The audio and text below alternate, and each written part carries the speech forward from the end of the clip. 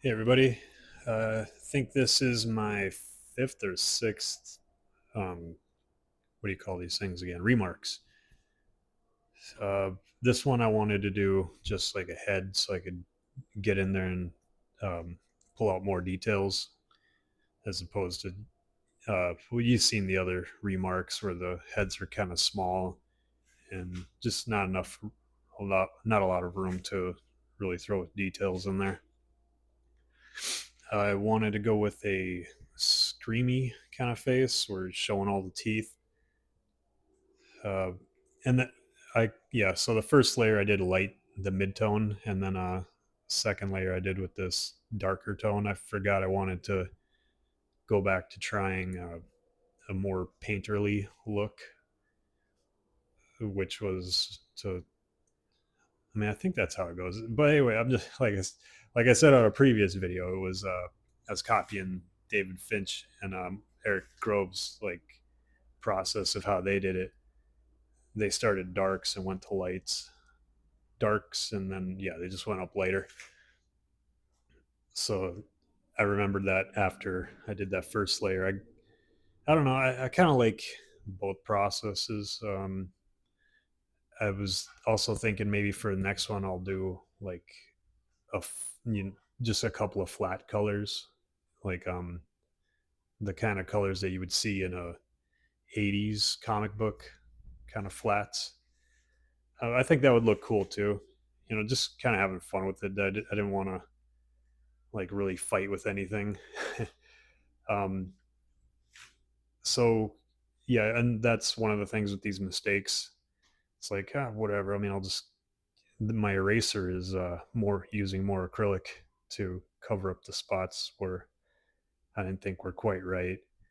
The face to me was looking like it was getting like too wide, and I really wanted to keep these eyes wide like that. I was looking at Todd McFarlane's some of his Hulk comic books, and I also have a Hulk, like a gray Hulk toy. So I was looking at both those. I really like the huge eyebrow ridges that he has. So I really wanted to keep those eyes like wide apart.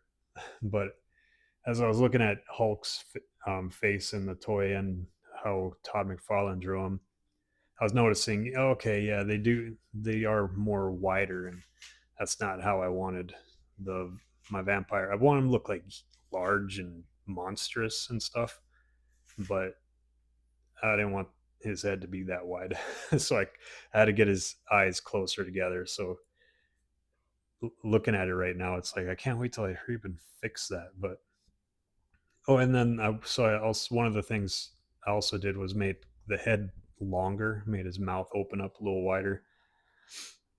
Um, and I think I pulled his nose up a little bit. I'm not sure. I know I kind of move later on. I moved the nose a little bit, and I think I even make the yeah making the eyes a little even higher now. And I moved. I'm using my phone to record this, and the holder I have for the phone is like goes right over the middle of the screen. So I that's why I keep moving the comic book over to the left so I could see it better. I mean, so I could see it through the screen, and it does look different seeing it in person and looking at the screen. So I was trying to be look be aware of it on both of the visuals. Um, and yeah, I was for a few spots I was getting pretty hesitant too. Like, ah, man, I don't know. Should I move this here? Should I move this there? And it's funny. I was watching some Bob Ross paintings. Him watching him paint on you know, they got he's everywhere. He's like on YouTube, Twitch, I think Netflix, and I believe Tubi. So he's basically anytime you want to watch some Bob Ross, I would recommend it. Um, and like you know, obviously you know the Bob Ross pretty famous for uh, only happy accidents. I got a shirt that says that. So that's what I was trying to keep in mind, like a lot of that. And then the one I watched recently was he's like, "All right, it's time for the bravery test," and he just like throws a big goop of paint right down the middle of his painting that like went over the waterfall, the rocks, all this stuff. He put all that work in, and he makes a tree. uh, but yeah, he called those bravery tests. So anyway, that's kind of how I felt. I was like, all right, yeah, just keep going, keep adding stuff. That's how I definitely felt like that when I was throwing his hair in, because it's like I just did all this detail on his face, but I thought the hair would look pretty cool too. So anyway, yeah, making the really big ears. That's another thing I got from Todd McFarlane was I don't know why he draws ears as large as he draws them, um, but I think they look pretty cool. Not on every character, but I wanted to put them on these vampire characters instead of having them like really sharp, sleek, I don't know, more alien esque ears. I wanted to have these like almost goofy, like borderline goofy to me anyway, kind of ears. So I made his ear like really big and fat. um, I didn't really pick up till later about how like those ears, his ear on the other side should stick out too if it's pointing that far away from his head. But I'll add that later. Um, now I'm trying to remember. Uh, I'm looking to see if everything like looks fine and I don't need to tighten anything up. But I keep. I think even when I'm doing the hair, I kind of widen up the face a little bit, or I don't know. I'm making the chin shorter now. I kept making it bigger and bigger, trying to make the face longer so it didn't look so wide. And I think I also let's see, it would be our right, and that vampire face is left. I think I make the left side come in a little bit more to his face so it doesn't stick out as much. But that'll be later. Anyway, yeah, I'm doing the eye bags. I think and the yeah the crow's feet. I think that those things add like a lot of uh, emphasis on the mood. The because the guy's supposed to be like super angry, screamy face, and I think the crow's feet and all those wrinkles really accentuate that. All right, now I'm adding the old doll hair stuff. Looks like doll hair right now. I went with the darkest blue that I have. I didn't want to do black. I think it would be too much black. Yeah, that's when I was doing those lines right through there. That's what I was thinking. Like, all right, bravery test, and now I'm adding in. Now I'm basically covering everything up. Adding the I wiped that there because some of that excess paint off because I wanted like the purple to be the shadow, and I'm supposed to be thinking more of like highlight ish because this is the mid tone. But eventually, I just cover up everything because this acrylic paint, these markers, they don't cover everything in the first try. You got to do like layers before it covers everything. Even with the purple covers up quite a bit, but you still have to layer that to really cover everything too. So I was like thinking, well, if it doesn't cover everything, I'll just put this first layer on like the whole face, and then I'll start layering from there and using that first layer mixed with the underlayer as that'll be the shadow. And then if I need any darker shadows like under the eyebrows there, I'll just leave those as complete purple. Um, and it's still like because I'm not used to working with acrylic stuff, so it's still all like experimental, and I guess you'd call it a feeling out process. So whatever. I mean, this is what I'm kind of getting used to anyway. Working this way. I don't know if I'll ever develop a system or anything. I mean for these remarks, yeah, probably. And it'll probably be something similar to this in the next few months that I'm doing these. The texture how the face looks now looks pretty creepy because it's like I'm covering up all these lines, and it looks more like, all right, now I'm just playing around with like putty or something. Um, yeah, that's something I think I'd like to check out as sculpting one day. But anyway, not right now. I'm just highlighting the eyebrows, the little eyebrow furrows when you, um, I guess when you furrow your eyebrows together, and yeah, just really highlighting those as much as I can with this mid tone. Um, that's funny how also how long this took. It took me about 2.5 hours for this face, so I sped this up 4 times, and it didn't. Yeah, so it didn't feel that long. It's always weird. I guess when you kind of get in a zone, or when you're uh, yeah, when you're in a zone, you're just trying to figure things out. And I think of it as like noodling, like you just noodle on this face all day. Just keep pulling out highlights, putting in shadows. I could have kept going. I mean, I could still keep going right now, but I got pages to make. I've been working on a page for Occult Descent for like 4 days now. I should really need to move on with that, but I'm working on remarks and updating the Kickstarter page and stuff.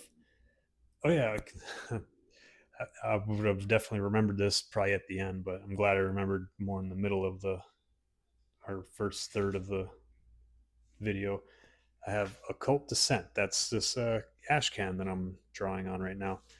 The ash can is the first 24 pages of the volume 2 of Occult Descent, and I have a Kickstarter running for volume 2, and there's a catch up tier if you want to get volume 1.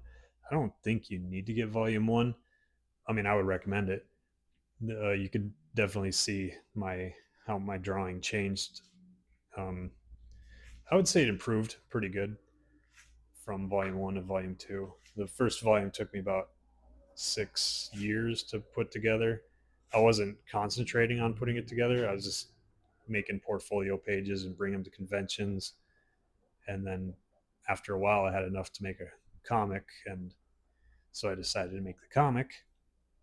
And then when I was making the comic, I was like, why don't I just keep making this comic? I mean, like, sure, maybe I'll have to work a job and make comics on the side, but that's fine with me. I'll just start making comics and making my own stories and writing them. And it seems like a lot of fun. And I didn't want to keep making portfolio pages and not, build any stories. So volume two, I'll leave that. Yeah, volume two is on Kickstarter, and I'll leave the link to it in the description. Please check it out. That'd be cool. I think you'll get a kick out of it anyway. If you like vampires, action, horror stories, then that's definitely one comic to check out. All right. And this is the bad guy, Sakal, that I'm doing the remark on. Uh, I think I'll do all the remarks as Sakal.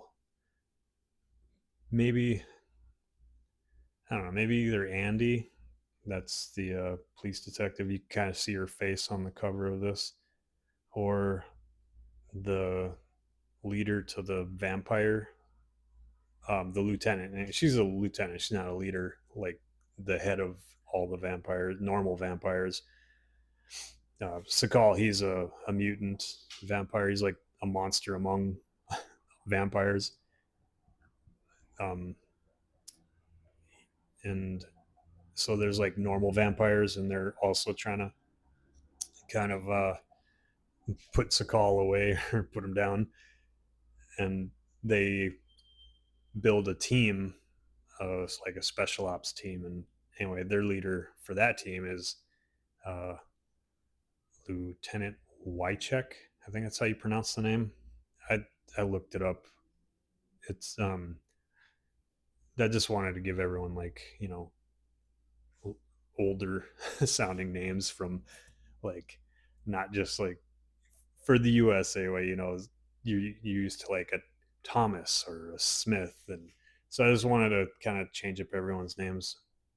And I believe her name is pronounced Wycheck, spelled like WieczoREK.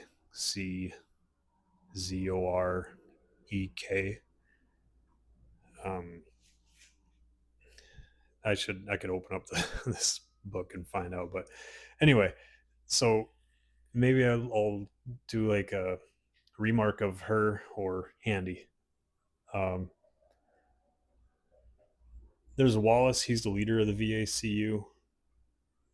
Maybe him as well. Henry. He's kind of like he's the kid that gets kidnapped, and Andy is going to get him. He gets kidnapped by this guy right here, Sakal. Andy, she she's like his friend, and I think she's his only friend. I didn't really go into that, but yeah, she's also a police detective. Henry goes to her because he was having this he has this psychic connection with Sakal. He sees Sakal kill a bunch of people, and his friend Andy, she's a police detective, so he goes to her. However, he gets abducted anyway, and Andy's um, she gets the opportunity to join the VACU. They're like the kind of like the law enforcement branch that specializes in vampire attacks. VACU stands for Vampire Assault Case Unit, and so I don't know if it'll show her. Um, okay, her suit on this cover is she's wearing a VACU uniform, combat uniform. Her and Wallace are both wearing that. But so this comic, she joins the team, and so there's like two special ops teams. It's normal vampires, special ops, and got the VACU for the humans. I was kind of toying around with the tagline of like, it's the Roughnecks from Starship Troopers versus the Dusk Till Dawn vampires versus the True Blood vampires, the more kind of normal, boring vampires. Uh, for drawing, especially, I mean, like, you know, if anyone that draws that's watching this, like, drawing monsters, with all you could throw in all these details and gnarly lines. It's just like a lot more fun and interesting. And same thing with like drawing old people. I never thought of that as a kid when I first got into drawing, and I was like wanting to draw, like Wolverine or Spawn or something. But yeah, after drawing for a while, and drawing like old people because they have so many wrinkles you could throw in there. It's yeah, kind of like the same thing with these monsters. It's like you could throw in all kinds of um, you could see I'm working on like a ton of wrinkles on this guy's face, especially by his eyes. And I don't know. I guess it's probably something that I'll always be interested in is like the emotions, human emotions, but then making them a bit more extreme. And it seems like with drawing, like you kind of got to do it that way because it doesn't come across as like movies. They're moving pictures. They don't need to like make everything so over the top, but with these images, you only got like, I don't know how, like a glance. And you sometimes you'll get lucky and people will like really study the work that you did, and I think you really want to grab their attention, so kind of move the needle to like 11. for your drawings or paintings, whatever. I mean, that's my opinion anyway.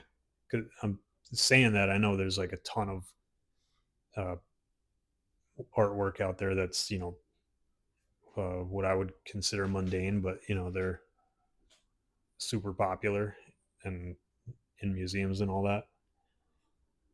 Um, and not saying that I think every single thing that just like there's somebody like in a cool looking robe and it's like tons of wrinkles and stuff and they're just like relaxing. Like I mean I've seen paintings like that and that stuff's really cool too. And all right, so I'm not even talking about this drawing no more. You'll see. um, you've probably seen that I was dabbing this thing with the paper towel. Um, so Dave Finch, when he was doing, I was just doing that to kind of blend the colors a little bit. Dave Finch was using his finger, and he was just kind of smearing the cover or lift color or lifting the color up, so it would like leave a small layer, a small still see-through layer on top of the color below it. So that's what I was going for, but I don't know. I don't want to get this stuff all over my fingers. I did that for a few of these drawings, and I just then my fingers are full of paint, and it's really annoying. So I just used the paper towel, um, and the texture sometimes for the paper towel. It's pretty interesting, and I tend to like that. Also, you could smear it with the paper towel, which is what I did for his eyebrows there with the mid tone. Or no, I did that with the purple and I kind of smeared it upwards so it would kind of blend in a little bit better that way. And yeah, and that's one of the things I was noticing I found worked was if I didn't get the color I wanted, but it was between two different colors, and I don't have a marker that is that color, I'll do the blending by picking one of the colors, usually the lighter one, and I'll color over it and then quickly dab it with the paper towel to lift most of it off. So then it's like I get a lot closer to the color that I wanted. It's still a learning process. So because like when I do that, and if I streak and I don't get the area covered as that I wanted exactly, and then I'll like lift most of the color off with the paper towel. Then I got a darker spot right next to the lighter spot. Um, and sometimes I'll like put as much of it on as I could and cover everything. I'll dab it off, but like I kind of got to do it quick because the stuff it says how it's fast drying and very adhesive, which it is. So that's why I got to be kind of quick about it. Um, if I get these markers again, I don't think I'll get these ones, but I'll definitely go for like the cheaper brand. So I don't know, maybe it'll be like easier to wipe off when I'm trying to get a two colors to match each other. Um, looks like I think I threw in the yeah, I threw in the highlights. I'll worry about the neck a little bit more because when I start to draw in the neck muscles and tendons, I notice I don't know, they don't the lighting how it would be for how I got the lighting on the face, it wouldn't match up with the neck. So I mean, it doesn't have to be perfect, but I just wanted it to I guess up to my liking of it. And yeah, I'm basically re-inking this. I did the inks first, um, but I knew they would be covered up, so now I'm just pulling them all out, so it'll be much more stark. I was using them mostly as like and so I had a much better idea of where I was going to be coloring everything, knowing that I'll go over it again. In the previous videos you probably have seen, I was how I did that was I would do start with the mid tone, then I would use the shadow to to do the drawing, and then I would go over with the midtone again, cover all that up with one layer. Then I would do the drawing. So this one I just started doing the drawing instead of using the shadow since I started with the shadow. Uh, I'm liking how it's going. I'm like making these lines like a lot darker. As an illustrator, I like how that looks. I guess yeah. I'm still.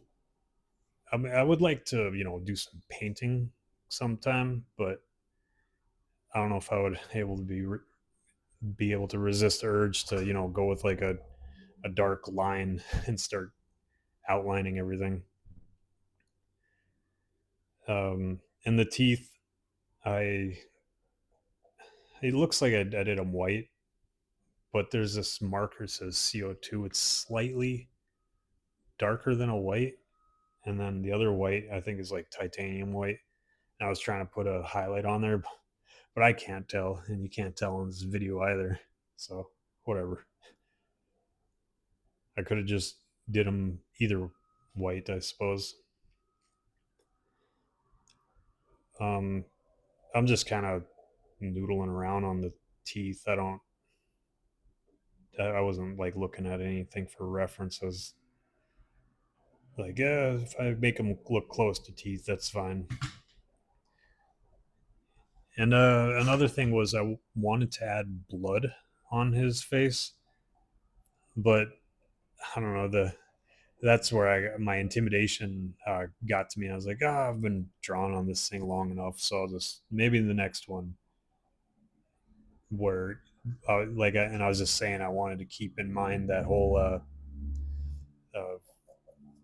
Bob Ross, there's no accident, only happy accidents, all that stuff. But also, it's getting later on in the day, and making a video. So for one, it took the 2.5 hours to make this, and then I uploaded onto the editor to make this thing speed up, and I cut out a couple of the spots where I was looking around for a marker and getting a coffee break. So edited all that, and then once you got it edited, um, which I could, technically that's what I'm doing right now because I'm doing the recording for it. Um, then I'll upload it, and I gotta wait for the uploading. So yeah, that's kind of taking a chunk out of the day, and then I'm gonna get started on the page 45. Well, get started for the day. I'm already like halfway done with it, and I still have to send a page to my colorist, page 44, which I forgot to do because I load these things up and then I kind of clean them up a little bit because I have my scanner. When I scan them in, the pages, there's some like fuzzy spots on there that from like erasing pencils. How I do the pages are I just do the pencils right on the board. I don't use a light box or anything.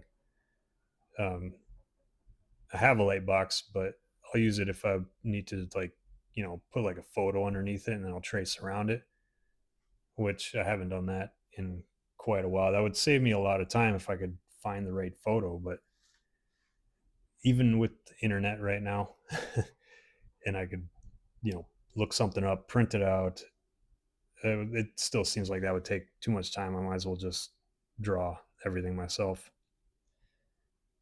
All right. So here's where I'm adding in the ear because that's when I start to notice like this looks weird. Like you have one ear sticking out and then the other ear is like stuck to his head or something. So now I'm just kind of tightening everything up, all the little details, and I'll be on a YouTube show tonight. In fact, I, I mean, I guess I'll be loading this up late in the later afternoon, but in a few hours, if unless you're watching this after, then whatever. Then it was yesterday or the day before or whenever. Um, I'll be on Frederick Guimont's channel, uh, talking about my comic on Kickstarter, and then I'll do a random number generator for the backers that back the comic, the physical backers, and then I'll just add this to their whatever they ordered, and for free. Yeah, don't the shipping or nothing will increase, and they'll win this bad boy. This is my fifth one, number 5 of the that I'll have given away. And right now there's only 20 backers, but I think 17 of the 20 are physical backers, so got a pretty good chance. And plus the previous winners, they're out, so like a 1 out of 12 chance, 1 out of 13. Anyway, take it easy. The video's over.